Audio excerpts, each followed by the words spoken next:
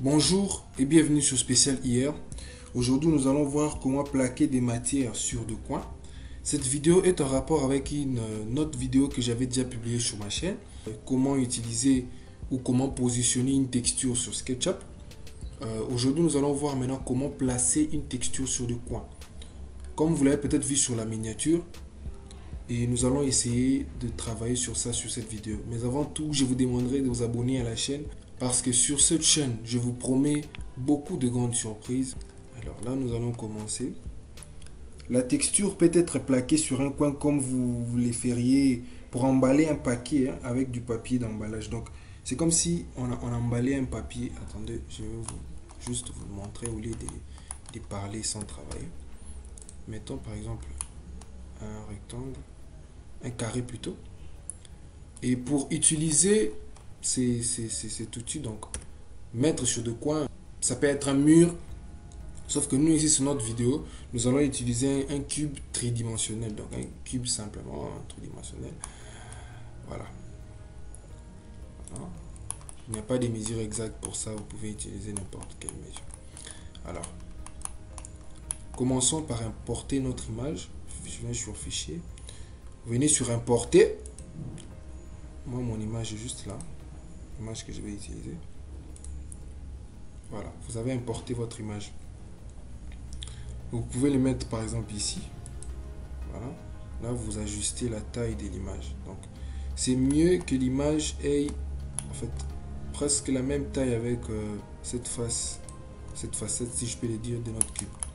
Alors, vous pouvez les prendre après et puis le déplacer de ses côtés. Voilà. Et nous allons venir cliquer pour afficher. Et là, nous venons avec un clic droit. Ces mini contextuels s'affichent. Nous venons sur utiliser comme matière. Donc là, nous allons demander à SketchUp de prendre cette image ici, de l'enregistrer comme matière.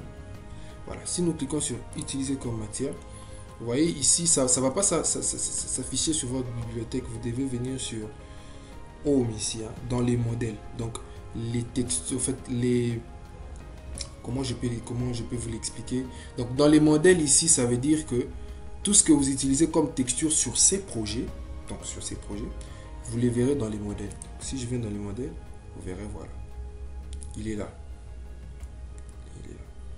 Et je clique sur ça. Je viens le mettre sur cette face.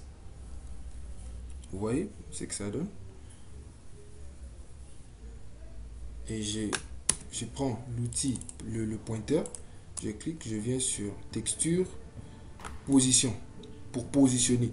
Sauf que je ne positionne pas, mais j'ai juste besoin que mon texte puisse se dépasser un peu d'autre côté de ces cubes. Donc, attendez, nous allons le voir. Donc là, je ne vous explique pas. Mais ici, vous ne positionnez pas. Ici, vous ne positionnez pas. Donc, vous cliquez juste sur terminer. Vous ne positionnez pas. Et puis, vous prenez l'outil colorier. Sur les raccourcis de votre clavier, vous pouvez appuyer sur B. Et vous prenez l'outil qu'on appelle la pipette. C'est cet outil-là. Au lieu de venir ici, vous pouvez juste maintenir Alt et la pipette sort. Vous cliquez ici et vous venez mettre les restes, peindre le reste de votre cube. Vous voyez, il y a une continuité de l'image. Voilà. Pendant ce moment, on peut supprimer même l'image qu'on avait importée. Voilà, il y a une continuité de l'image. Nous venons encore ici. Faisons la même chose. Prenons la pipette et nous mettons. Même chose. La pipette et nous mettons. Vous voyez, il y a une continuité de l'image. On peut même les faire sur la surface qui est au-dessus. Voilà. À peu près. Voilà.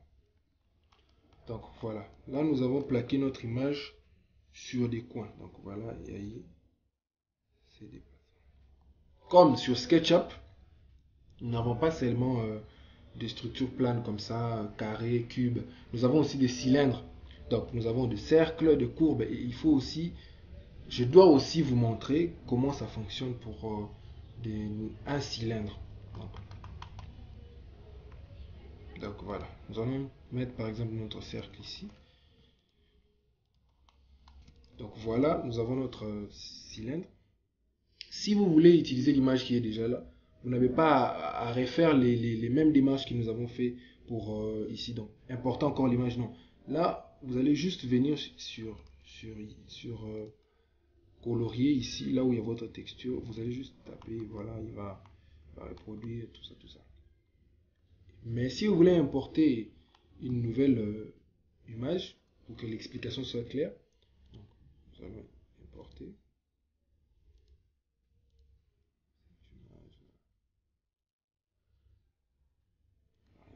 Donc, cliquez 3, utiliser comme texture.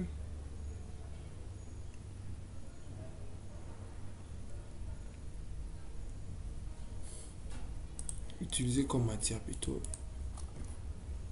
Et voilà, il est là. Nous le mettons là-bas. Et voilà, pour les cercles, il est là.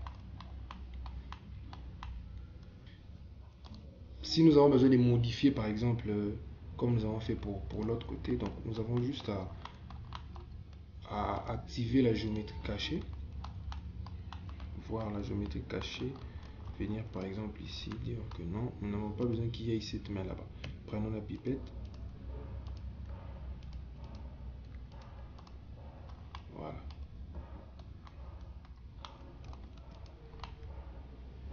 Voilà. Et si nous prenons la pipette, voilà.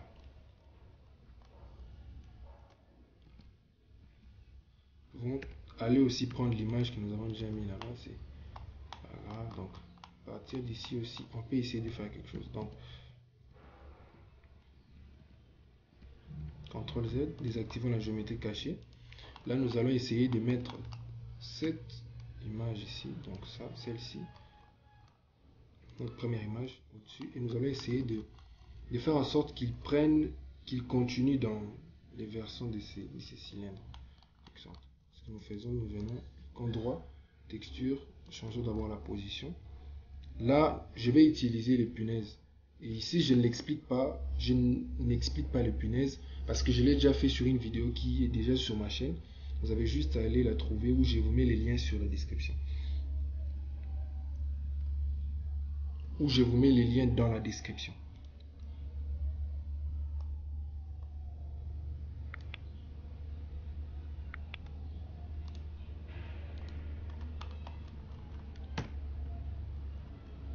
Donc, nous activons la géométrie cachée. Ce ne sera pas vraiment exact, mais bon, il y aura quand même des approximations. Prenons la pipette, voilà, voyez, abonné qui continue. Voilà, si nous prenons ici YouTube qui va continuer. Voilà.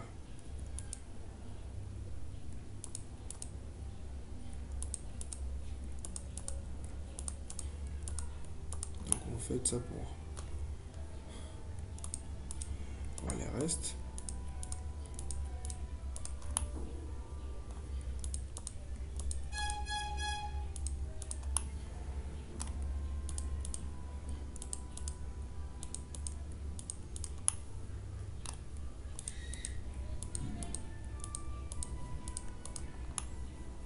Donc vous pouvez bien voir que il y a continuité là, ouais. Voilà. Donc merci beaucoup, c'était spécial hier. Alors nous voilà à la fin de notre vidéo.